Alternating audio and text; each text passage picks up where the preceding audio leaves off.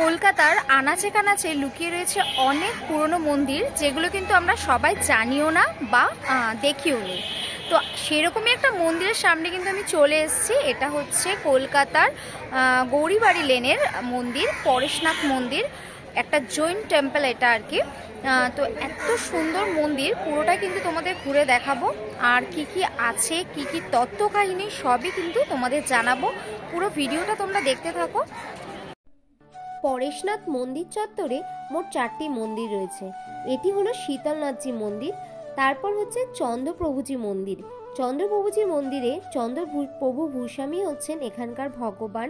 আর তারপর দেখছেন দাদাবাড়ি মন্দির। এই দাদাবাড়ি মন্দিরে রয়েছে জৈন আচার্য জিন দত্ত কুশল শরীর পদযুগল চিহ্ন। তারপর রয়েছে মহাবীর স্বামী মন্দির, যেখানে মহাবীর স্বামী ভগবান বিরাজ করছেন। এই মন্দিরের মূল প্রবেশদ্বার হচ্ছে এই রাস্তাটা, আর এই রাস্তার মধ্যে কিন্তু চারপাশের দেয়ালে দেখতে পাচ্ছ নানা কারুকার্য করা রয়েছে।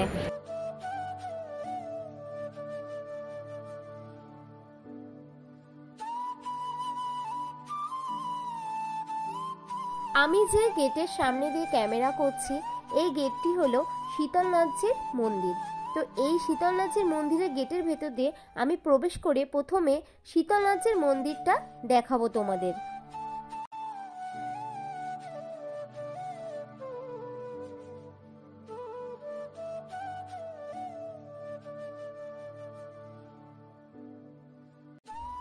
শীতলনাথজি মন্দিরের গেটের মধ্যে দিয়ে প্রবেশ করার পরই ডান দিকে তোমাদের চোখ পড়বে একটা সুন্দর সরোবরের দিকে। ডান দিকে রয়েছে এরকম ছোট্ট একটা সরোবর, তার মধ্যে রয়েছে অনেক বড় বড় মাছ, আর অনেক কালারিং মাছও রয়েছে, যেগুলো কিন্তু সবাই দেখছে। আর কিছু খাবার টাবারও দিচ্ছিল, তবে খাবারটা দিতে বারণ করছিল ওখানকার সিকিউরিটি গার্ড। এটা হলো গেটের পেছন দিকটা। দেখো গেটটাও কত সুন্দর করে কিন্তু কারুকার্য করা রয়েছে, আর অনেক উঁচু করে তৈরি করা রয়েছে।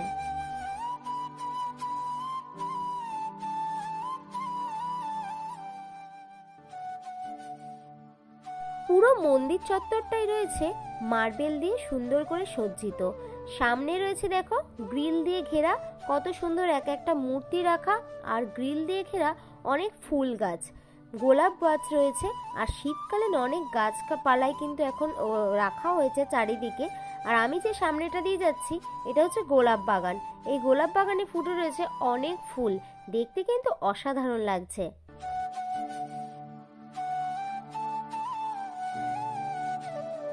মন্দিরের সামনেটা গেলে দেখতে পাবে বাঁ দিকে এরকম একটা মূর্তি, আর ডান দিকেও এরকম একটা সেম মূর্তি রয়েছে। মাঝখানে মন্দির, আর দুপাশে এরকম দুটো মূর্তি রাখা রয়েছে।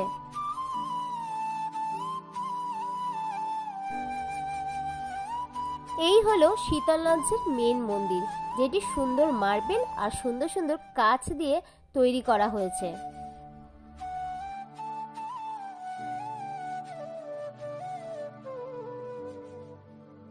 150 বছর পুরনো এই জৈন মন্দিরে শুধুমাত্র জৈন সম্প্রদায় নয়, সব সম্প্রদায়ের মানুষের জন্যই এখানে প্রবেশ করতে পারে। 1867 খ্রিস্টাব্দে রায় বদ্রীদাস বাহাদুর মুকিম এই মন্দিরটি স্থাপনা করেন। মন্দির প্রতিষ্ঠার দায়িত্বে ছিলেন শ্রী কল্যাণ সুরেশ্বরজি মহারাজ। শীতলনাথজি মন্দিরের মূল নায়ক হলেন, মানে যিনি ভগবান, তিনি হলেন শীতলনাথ ভগবান।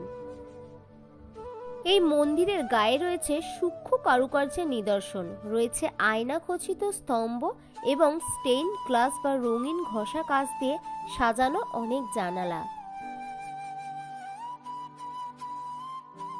মন্দিরগুলির ভিতরের দেয়ালে খুঁজে পাবেন চিত্রশিল্পী গণেশ মুস্কারের আঁকা নানান পৌরাণিক চিত্রকলা।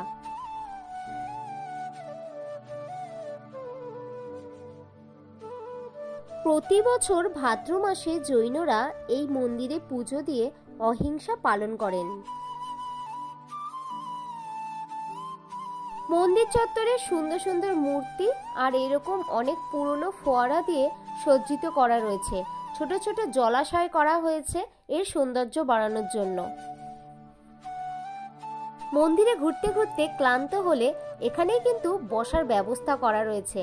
দেখো মার্বেল দিয়ে তৈরি করা রয়েছে বসার জায়গাগুলি, এখানে কিন্তু একটু বসে রেস্ট নিয়ে নিতে পারবে তোমরা। এবার যাব আমরা চন্দ্রপ্রভুজি মন্দির দেখতে। চন্দ্রপ্রভুজির মন্দিরের এটা হলো গেট। এই মন্দিরের গেটটা দেখলেই কিন্তু বোঝা যাচ্ছে কত পুরনো এই মন্দির। মন্দিরের গেটটা কিন্তু সেইভাবে এখনো কিছু রিপেয়ার করা হয়নি হয়তো। আর আমি ভেতরে প্রবেশ করছি মন্দিরটা দেখার জন্য। মন্দিরটা যতই ভেতরে যাচ্ছি মনে হচ্ছে যেন একটা সুন্দর স্তব্ধতা অনুভূতি করতে পারছি।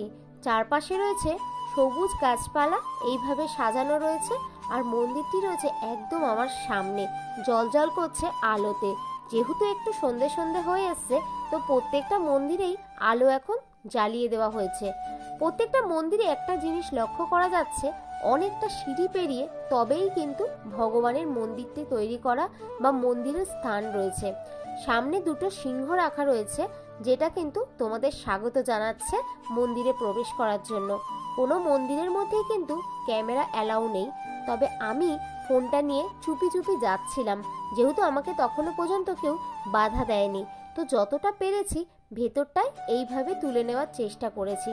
যদিও স্পষ্টভাবে ঠাকুরটা হয়তো দেখা যাচ্ছে না, কারণ সেইভাবে তো করা যাচ্ছে না ভিডিও। তো যতটা পারলাম আমি করে তোমাদের দেখালাম। এবার যাব আমি দাদাবাড়ি মন্দির, যেখানে লেখা আছে দাদাজি মন্দির। দাদাজি মন্দির চত্বরটা দেখো, সামনে থেকে দেখেই তো মনে হচ্ছে বিশাল ব্যাপার কিছু। ভেতরে গিয়েই কিন্তু বুঝতে পারবো কি আছে এই মন্দিরে। গেটটা দেখেছো কত সুন্দর কারুকার্য করে সাজানো।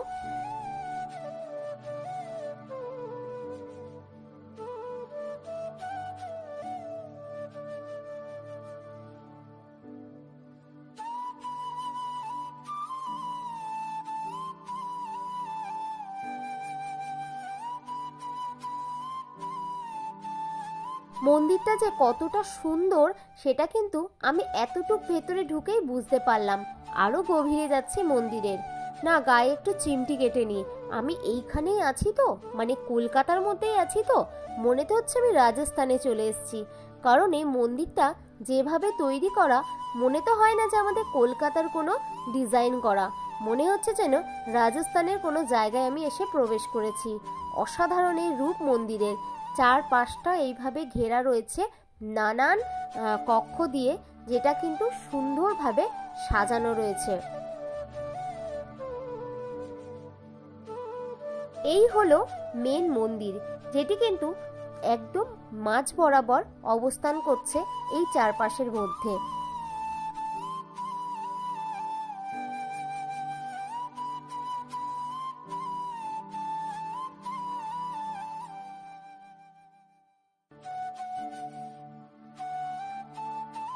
মন্দিরটার চারপাশটা এরকম বারান্দা তৈরি করা রয়েছে, আর একদমই খোলামেলা অবস্থান করছে এই মন্দিরটি।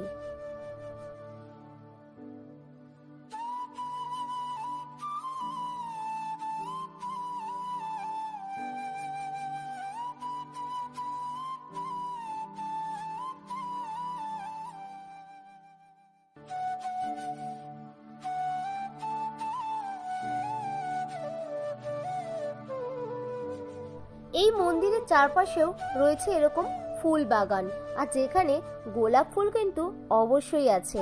আর এই মন্দিরটাও কিন্তু পুরোপুরি মার্বেল দিয়ে তৈরি করা। অত্যাধিক সুন্দর সাদা মার্বেলের কাজ রয়েছে এই মন্দিরে।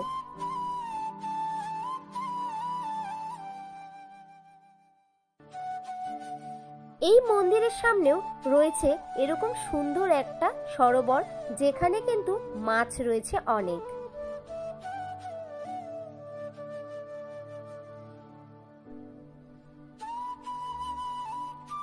এই হলো মন্দিরের সামনেটা, যেখানে রয়েছে জৈন আচার্য জিন দত্ত কুশল শরীর পদযুগল চিহ্ন। এবার চলো যাওয়া যাক মহাবীর মন্দিরে। তো মহাবীর মন্দিরে আমি যাচ্ছি। সামনে থেকে কিন্তু দেখতে পাচ্ছ মহাবীর মন্দিরের চূড়াটা, যেটা আমি বেরালাম দাদাবাড়ি মন্দির থেকে বেরিয়ে একটু হেঁটেই ডান দিকে পড়বে। এই মন্দিরের মধ্যেও প্রবেশ করলে দেখতে পারবে মার্বেল দিয়ে কিন্তু পুরো উঠোনটা তৈরি করা রয়েছে। এখানেও কিন্তু দুটো সিংহ তোমাদের স্বাগত জানাবেই। সামনেই দেখতে পাওয়া যাচ্ছে তাদেরকে বসে রয়েছে। আর এটার মধ্যেও কিন্তু চারপাশে সুন্দর সুন্দর গাছপালা দিয়ে এরকম ছোট্ট ছোট্ট বাগান তৈরি করা রয়েছে, যেটা কিন্তু প্রত্যেকটা মন্দিরের মধ্যেই কমন রয়েছে। আর এই মন্দিরের আরেকটা কমন জিনিস তো বললামই, অনেকটা সিঁড়ির পর গিয়ে ভগবান বিরাজ করছেন। এই মন্দিরের মেন ভগবান হলেন মহাবীর স্বামী। এই মন্দিরগুলি প্রতিদিনই কিন্তু খোলা রয়েছে সবার জন্য, আর সকাল 7টা থেকে 12টা পর্যন্ত ও 3টে থেকে সন্ধ্যে 7টা পর্যন্ত মন্দিরগুলি কিন্তু খোলা থাকে। আশা করি ভিডিওটা তোমাদের ভালো লেগেছে। ভালো লাগলে চ্যানেলটিকে সাবস্ক্রাইব করে দিও, আমার পাশে থেকো।